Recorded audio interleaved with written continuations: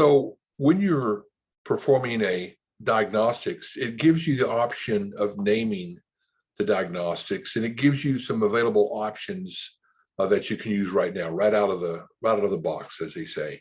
If you want to add your own specific title, a unique title that maybe you're going to offer in your area, you're going to consider it very unique to your company, what you call a diagnostics report. You go over again to this red listing of tools. Let's go to settings, which is the gears. Click on that. And I'm going to go again to diagnostics configuration like we did when we were doing manufacturers. Or I can scroll the way down here like this, but this is the shortcut. And then I'm going to go over here to report titles.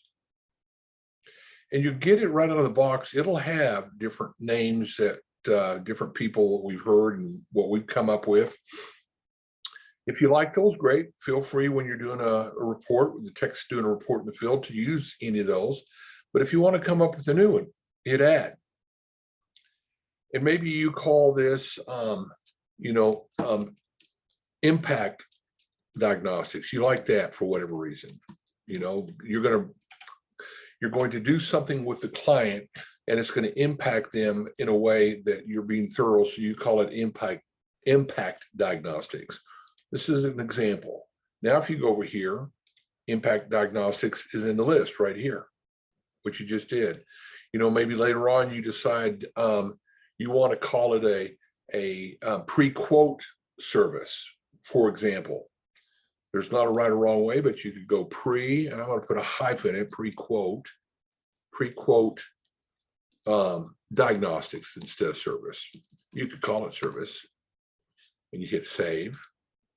And sure enough, now it's in there, pre-quote diagnostics.